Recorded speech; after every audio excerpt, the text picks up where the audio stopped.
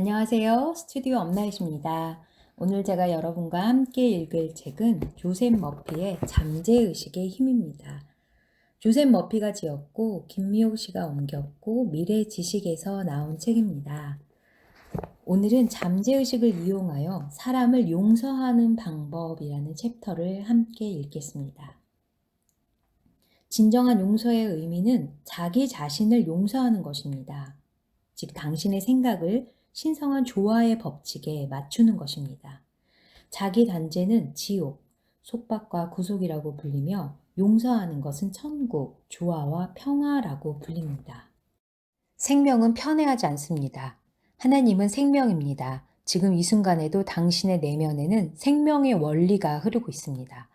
하나님은 당신을 통하여 조화와 평화와 아름다움과 기쁨과 부로 자신을 표현하려 합니다. 이것이 하나님의 뜻, 즉 생명의 지향이라 일컫는 것입니다.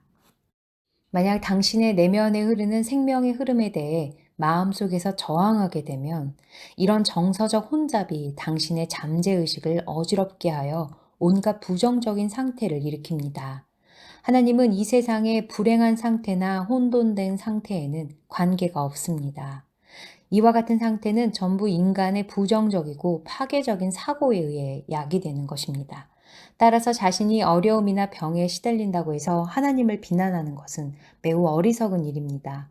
많은 사람들이 인류의 죄와 병과 고통을 하나님의 탓으로 돌리고 하나님을 비난하며 끊임없이 마음속으로 생명의 흐름에 저항하고 있습니다. 또한 자신의 근심과 고통, 사랑하는 사람을 잃은 상실감, 개인의 불행과 사고를 전부 하나님의 탓으로 돌리고 하나님을 비난하는 사람도 있습니다. 그런 사람들은 하나님께 화를 내며 자신이 비참한 것은 하나님의 책임이라고 믿고 있습니다. 하나님에 대해 이런저런 부정적인 생각을 품고 있는 사람은 반드시 자신의 잠재의식이 자동적이며 부정적으로 반응하는 것을 체험하게 됩니다. 실제로 그런 사람들은 스스로 자신을 벌하고 있다는 사실을 알지 못합니다. 그들은 진리를 보고 자유를 찾아야 하며 자기 이외의 다른 사람이나 또는 어떠한 힘에 대해서도 비난과 분개와 분노를 품는 것을 그만두어야 합니다. 그렇지 않으면 건강하고 행복하며 창조적인 활동을 향해 전진할 수 없게 될 것입니다. 이런 사람들이 자기 마음 속에 하나님의 사랑을 받아들이게 되면, 즉, 하나님은 자기들을 지키고 돌보아주며 인도하고 부양하며 강하게 해주는 사랑의 하나님이라는 것을 믿게 되면 하나님, 즉 생명의 원리에 관한 이와 같은 생각과 믿음이 잠재의식에 받아들여져서 그들은 자신이 헤아릴 수 없이 많은 축복을 받고 있다는 사실을 즉시에 알게 될 것입니다. 생명은 언제나 당신을 용서해 준다. 생명 원리는 언제나 용서를 베풀 준비가 되어 있습니다. 당신이 손가락을 베었을 때에도 생명 원리는 당신을 용서해 줍니다. 당신의 내면에 있는 잠재의식의 지성은 즉각적으로 그 상처를 아물게 하는 일에 착수합니다. 새로운 세포가 상처를 메웁니다. 만약 당신이 세균에 감염되었더라도 생명은 그 침입자를 포위해 전멸시켜 버립니다. 손에 화상을 입었을 경우에도 생명 원리는 수포와 우려를 없애고 새로운 피부와 조직과 세포를 부여해 줍니다. 생명은 당신에게 아무런 원한을 품지 않습니다. 생명은 언제나 당신을 용서해 줍니다. 만약 당신이 자연과 조화된 생각으로 협력한다면 생명은 당신에게 건강과 활력과 조화와 평화를 회복시켜 줍니다.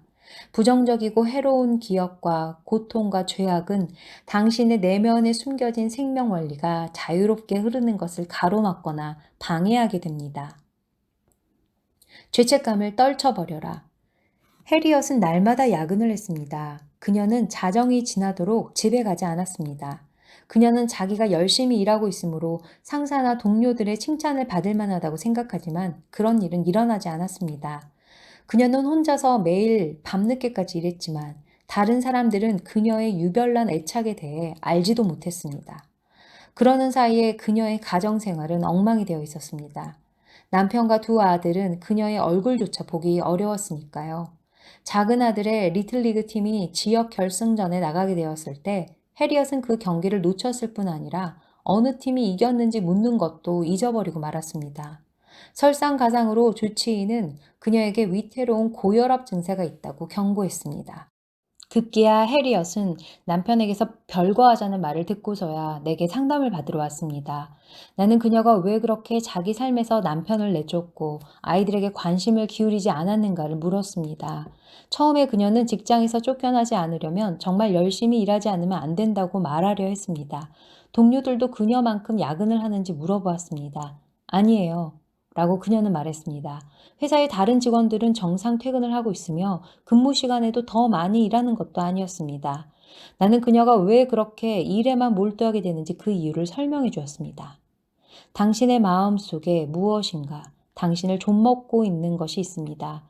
그렇지 않으면 당신은 이런 짓을 하지는 않을 것입니다. 지금 당신은 자기 스스로를 벌하고 있는 것입니다. 잠시 동안 그녀는 저항하면서 자신의 근무 습관이 정상이고 다른 사람들이 태만하다고 주장했습니다. 그러나 결국 그녀는 자기에게는 뿌리 깊은 죄책감이 있다고 털어놓았습니다. 15년 전에 그녀의 아버지가 사망한 후에 그녀는 유산 집행자로서 남동생이 거액의 유산을 상속받지 못하도록 일을 꾸몄습니다. 왜 그런 일을 했나요? 욕심이 나서인가요? 나는 그녀에게 물었습니다. 물론 아니에요. 라고 그녀가 대답했습니다. 남동생은 그래요. 그 애는 심각한 마약 중독자였어요. 그 돈을 남동생에게 맡기면 무슨 일이 일어날지 뻔했죠. 나는 나 스스로에게 남동생이 바르게 살아갈 때를 대비해 그 돈을 지키고 있는 거라고 말했어요. 그런데요, 나는 캐물었습니다. 해리엇은 심호흡을 하고 나서 말했습니다. 그런 일은 절대로 일어나지 않았어요. 제 동생은 자살해버렸거든요. 고의로 그런 게 아닐 수도 있지만 어쨌든 결과는 마찬가지였으니까요. 그 애는 겨우 26살이었다고요. 나는 줄곧 만약에 내가 그 돈을 지키려고 하지 않았더라면 어떻게 되었을까라는 생각이 들어요. 어쩌면 남동생은 그 돈으로 재활 프로그램을 이용했을 수도 있겠죠. 그랬다면 그 애가 아직 우리 곁에 있을 수도 있었을 텐데요. 남동생이 죽은 건 내 책임이에요. 지금 같으면 당신은 어떻게 하겠습니까? 나는 그녀에게 물었습니다. 모르겠어요. 그녀가 고개를 가로저으며 말했습니다. 하지만 동생이 문제가 있다고 비난하기보다는 그 애를 도우려고 더 애를 썼겠죠. 그래도 당시에는 당신이 스스로 옳다고 생각했지요? 내가 물었습니다. 당신은 옳은 일을 하고 있다고 생각했습니까? 그럼요. 그녀가 말했습니다. 하지만 지금은 분명히 잘못됐다는 생각이 들어요. 그 돈은 내 것이 아니잖아요. 그래서 지금 같으면 그렇게 하지 않겠다는 말인가요? 나는 다시 물었습니다. 네, 지금 같으면 그렇게 하지 않을 거예요. 괴로운 표정을 지으면서 그녀가 대답했습니다. 그런데 그게 문제가 아니에요. 결코 내가 한 일을 용서받을 수 없어요. 나는 하나밖에 없는 동생의 돈을 훔쳤는데 그 애가 죽어버렸으니까요. 하나님이 나를 벌 주는 것만이 올바른 처사죠. 나는 벌받아 마땅합니다. 나는 그녀에게 하나님은 당신을 벌 주지 않으며 당신을 벌 주는 것은 당신 자신이라고 설명했습니다. 가령 생명의 법칙을 잘못 이용한 사람은 그에 따라 고통을 받게 됩니다. 벗겨진 전선에 손을 대면 감전이 됩니다. 자연의 힘은 나쁜 것이 아닙니다. 그것이 좋은 결과나 나쁜 결과를 가져오는 것은 인간이 자연을 이용하는 방식에 달려 있습니다. 전기 자체가 나쁜 것은 아닙니다. 당신이 집을 밝히려고 전기를 사용하느냐, 누군가를 감전시키려고 전기를 사용하느냐에 따라 달라집니다. 유일한 죄악은 이 법칙을 모르는 것이며 유일한 벌은 사람들이 이 법칙을 오용하는 데서 일어나는 자동적 반응입니다. 화학의 원리를 오용하면 공장이라도 폭파시켜버립니다. 손으로 판자를 치면 손에서 피가 날 수도 있습니다. 그것은 판자의 잘못이 아니라 그 판자를 잘못 사용한 사람의 잘못입니다. 마지막으로 나는 하나님은 누구도 비난하거나 벌하지 않는다고 설명해 주었습니다. 그녀의 고통은 모두 자기 자신의 부정적이고 파괴적인 사고에 대한 잠재의식의 반응에 의한 것이었습니다. 지금 그녀에게 필요한 것은 용서이지만 진정한 용서의 의미는 자기 자신을 용서하는 것입니다. 즉, 당신의 생각을 신성한 조화의 법칙에 맞추는 것입니다. 자기 비난을 하는 것은 지옥, 속박과 구속이라고 불리며 용서하는 것은 천국, 조화와 평화라고 불립니다. 그 후 그녀의 마음속에서 죄책감과 자기 비난이라는 무거운 짐이 제거되었습니다. 그리고 그녀는 완전히 치유되었습니다. 다음에 건강진단을 받아보니 그녀의 혈압은 정상이 되어 있었습니다. 설명으로 치유가 된 것입니다. 당신이 동의하지 않으면 비판이 당신을 해칠 수는 없다. 라모나라는 여교사가 나의 강연을 들은 후에 상담을 받으러 왔습니다. 최근에 그녀가 연설을 한 후에 동료 교사 중 한 명이 그녀에게 혹평투성이의 편지를 보냈습니다. 그 동료는 로마나에게 당신은 말이 너무 빠르고 어떤 단어는 생략되었고 잘 들리지도 않았어요. 어휘도 빈약하고 강의 전반이 두서가 없었어요. 라고 말했습니다. 로마나는 불쾌하고 화가 났습니다. 이 여교사는 몹시 분개해서 학교에서 그녀와 마주치지도 않으려고 했습니다. 로마나는 결국 그 비판이 대부분 사실이었다고 시인했습니다. 그녀는 성인 대상으로 연설을 한 경험이 없었습니다. 그녀는 연설 전부터 긴장했고 연설을 마친 후에는 단지 해냈다는 것만으로도 기뻤습니다. 그녀가 동료의 비평에 그처럼 상처받은 것도 바로 그 때문이었습니다. 그것은 마치 겨우 걸음마를 하게 된 아기에게 빨리 달리지 못한다고 호통을 치는 것과 같았습니다. 나와 이야기를 하면서 로마나는 자신의 반응이 유치했다는 사실을 깨달았습니다. 그녀는 그 편지가 정말 고마운 것이며 꼭 필요한 지적이라는 사실에도 동의했습니다. 그녀는 인근 대학에서 연설법 과정에 등록하여 자신의 강연법을 개선하기로 했습니다. 그리고 그 비판 편지를 쓴 동료에게 전화를 걸어 자기에게 관심을 가지고 지적해 준 것에 감사했습니다. 동정심을 가지는 방법. 만약 로마나가 받은 지적이 전혀 옳지 않은 것이었다면 어땠을까요? 그 비판이 단순히 그녀의 연설을 헐뜯기 위한 것이라고 생각할 만한 합당한 이유가 있었다면요? 그런 경우에 그녀는 자신의 연설이 태도 면에서든 내용 면에서든 동료의 편견과 미신 또는 편협한 이론에 대한 신념을 망쳐버린 것을 알게 되었을 것입니다.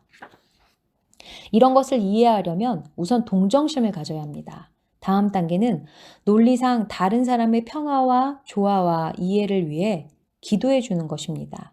자기 생각과 반응과 감정의 주인은 자기 자신이라는 사실을 알면 상처받을 이유가 없습니다. 감정은 생각에 따르는 것이며 당신에게는 자기의 마음을 어지럽히거나 망쳐버릴 만한 생각은 무엇이든 거부할 수 있는 힘이 있습니다. 용서한다는 것은 자기 자신을 위해 바라는 건강과 행복 등 삶의 모든 축복을 다른 사람이 누리기를 진심으로 기원하는 것입니다. 지속적이고 훌륭한 치유를 바란다면 타인에게 용서와 선의를 베풀려는 마음을 가져야 합니다. 생명은 당신에게 아무런 원한을 품지 않습니다. 생명은 언제나 당신을 용서해 줍니다. 만약 당신이 자연과 조화된 생각으로 협력한다면 생명은 당신에게 건강과 활력과 조화와 평화를 회복시켜 줍니다. 부정적이고 해로운 기억과 고통과 죄악은 당신의 내면에 숨겨진 생명 원리가 자유롭게 흐르는 것을 가로막거나 방해하게 됩니다. 결혼식장에 나타나지 않은 신랑. 몇 년 전에 나는 결혼식에 주례를 하기 위해 교회에 갔지만 신랑이 될 남자가 나타나지 않았습니다. 2시간이 지난 후에 신부가 될 여성이 눈물을 흘리면서 나에게 말했습니다. 나는 하나님의 인도를 빌었습니다. 어쩌면 이것이 나의 기도의 해답일지도 모릅니다. 하나님이 실수하시는 일은 없으니까요. 그녀의 반응은 다름 아닌 하나님과 모든 좋은 것에 대한 믿음이었습니다. 그녀의 마음 속에 원망 따위는 없었습니다. 그녀는 내가 간절히 바랐던 것인 만큼 이 결혼이 올바른 행동이었을 리가 없다는 생각이 듭니다. 나는 나뿐만이 아니라 우리 2사람을 위해 기도했기 때문입니다. 라고 말했습니다. 다른 사람이 그런 일을 겪었더라면 어찌할 줄 몰라 극심한 정서적 혼란을 일으켰을 만한 경험을 이 여성은 차분히 헤쳐나가고 있었던 것입니다. 당신의 잠재의식 깊은 곳에 숨겨진 무한한 지성의 파장을 맞추세요. 어머니에게 안겨있는 갓난아기가 어머니를 신뢰하는 것과도 같이 거기에서 오는 해답을 무조건 신뢰하세요. 이와 같이 하면 침착과 정신적, 감정적인 건강을 얻을 수가 있습니다. 결혼은 부정한 일이고 섹스는 나쁜 것이다. 캐롤이라는 젊은 여성이 나의 강연을 들은 후에 나를 찾아왔습니다. 나는 그녀의 차림새를 보고 적이 놀랐습니다. 이 처녀는 검은 드레스를 입고 검은 양말을 신고 있었습니다. 그녀의 얼굴은 화장기 하나 없고 헬쑥하고 수수했습니다. 또한 그녀의 태도는 차분하면서도 어딘지 경계하는 듯 했습니다. 마치 주위에 있는 누군가가 돌변해서 난폭하게 행동할까봐 겁을 내는 듯한 모습이었죠. 캐롤은 내게 자신이 어떤 식으로 가정교육을 받았는지에 대해 이야기했습니다. 그녀의 어머니는 댄스를 하는 것도, 카드놀이를 하는 것도, 수영을 하는 것도, 남자와 데이트하는 것도 죄라고 가르쳤습니다. 그녀는 어머니로부터 남자는 전부 악이며 섹스는 악마의 행위로서 악마적인 방탕에 지나지 않는다고 배웠습니다. 캐롤이 직장에서 만난 젊은 남성과 데이트를 했을 때 그녀는 심한 죄책감을 느끼고 하나님이 자기를 벌할 것이라고 생각했습니다. 한 청년이 그녀에게 구원했지만 그녀는 거절했습니다. 그녀가 내게 결혼은 부정한 일이고 섹스는 나쁜 거예요 라고 말했습니다. 이것이 어려서부터 그녀에게 조건화된 말이었습니다. 물론 캐롤은 죄책감으로 꽉 차 있었습니다. 그녀가 어떻게 할 수 있었을까요? 그녀가 어머니의 신념에 부응한다는 것은 불가능했습니다. 그와 같은 신념이 옳지 않다는 생각을 하지 않을 수 없었으니까요. 모든 인간의 내면에 흐르는 생명 원리가 표현과 인식을 지향해 나가고 있습니다. 나는 캐롤에게 자기 자신을 용서하는 법을 배우지 않으면 안 된다고 말했습니다.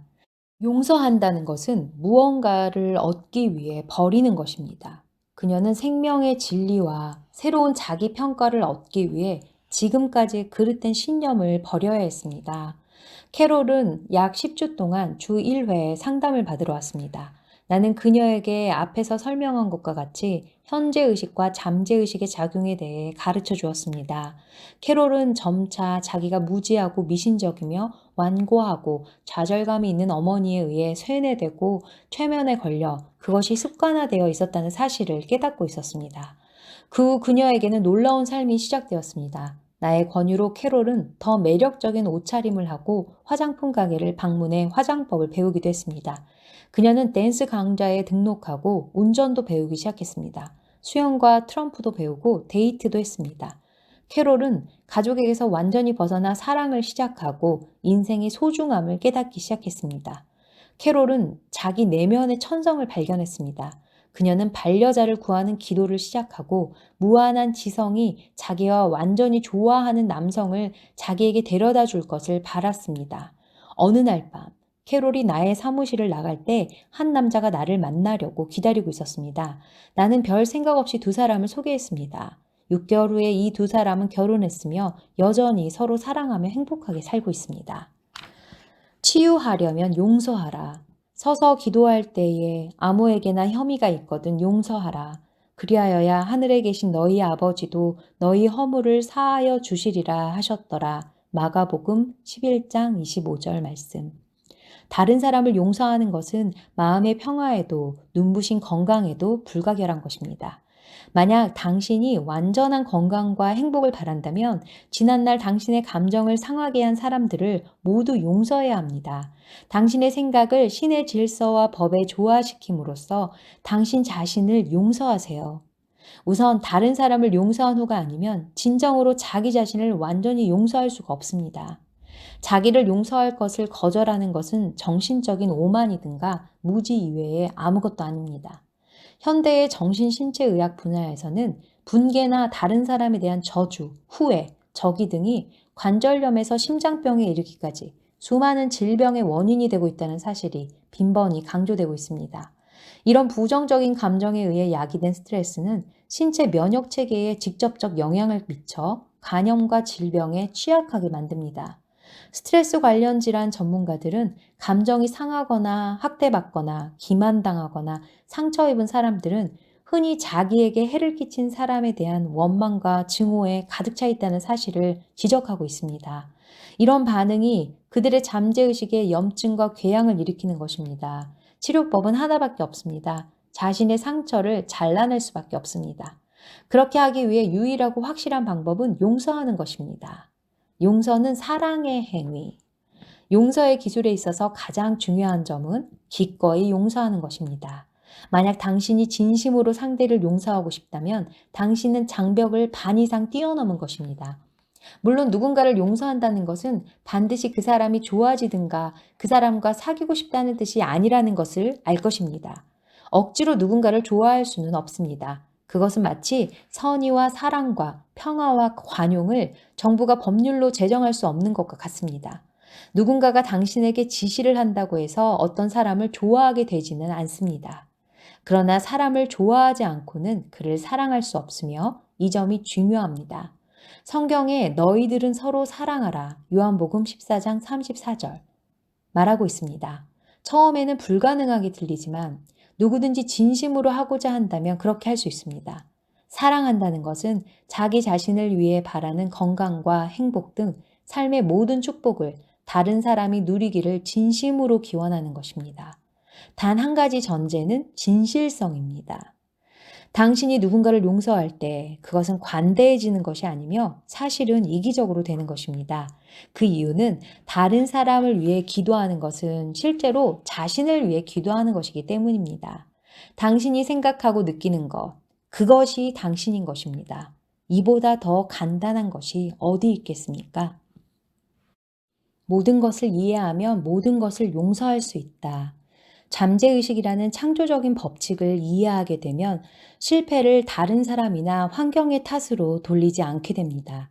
자신의 운명을 만드는 것은 자기 생각과 느낌입니다.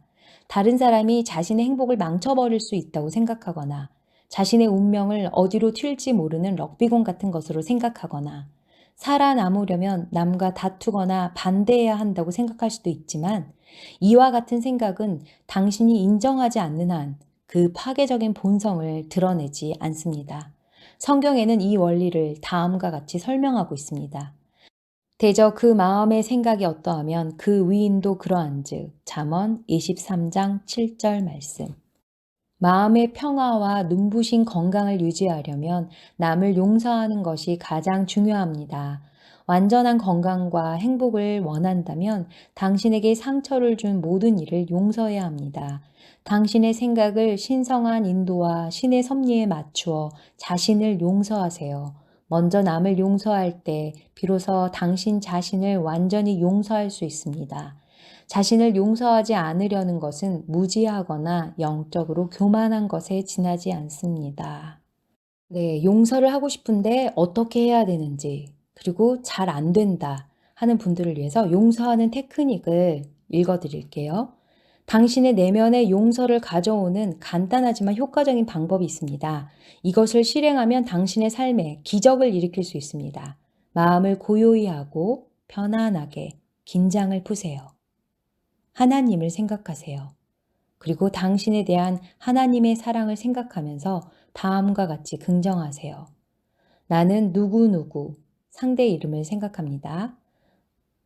그 사람을 완전히 거리낌 없이 용서합니다. 나는 정신적으로 그를 풀어줍니다. 그 문제에 관한 모든 것을 전부 용서합니다. 나는 자유이고 그 또는 그녀도 자유입니다. 굉장히 기분이 좋습니다. 오늘은 내가 대사면을 하는 날입니다. 나는 지금까지 나에게 상처를 준 모든 사람을 방면합니다. 모든 사람이 제각기 건강과 행복, 평화 등 삶의 모든 축복을 누리기를 진심으로 기원합니다. 나는 거리낌 없이 기쁘게 정성껏 이 일을 합니다. 그리고 나에게 상처를 준 사람이 생각날 때마다 나는 당신을 방면해 주었습니다. 그러니 삶의 모든 축복은 당신의 것입니다. 라고 말해줍니다. 나는 자유이고 당신도 자유입니다. 정말 굉장한 일입니다. 진정한 용서의 중대한 비결은 당신이 한번 그 사람을 용서하기만 하면 기도를 반복할 필요가 없다는 것입니다. 그 사람이 머리에 떠오르거나 과거에 받은 상처가 생각날 때마다 당신에게 죄를 범한 사람의 행복을 기원하면서 너희에게 평강이 있을지어다. 요한복음 20장 19절을 말하세요. 그런 생각이 날 때마다 자주 이렇게 하세요. 며칠 후에는 그 사람이나 경험을 상기하는 일이 점차 줄어들게 되고 급기야는 그런 기억이 자취를 감추게 됩니다. 네, 여러분 어떠셨나요? 좀 도움이 되셨나요? 네, 사람을 미워하는 것처럼 힘든 일이 없죠. 용서를 통해서 마음의 진정한 자유와 평화를 모두 찾으시길 바랍니다. 도움이 되셨길 바라며 다음 시간에 또 좋은 책으로 여러분 찾아뵐게요. 오늘도 함께 해주셔서 감사합니다. 스튜디오 업나이셨습니다.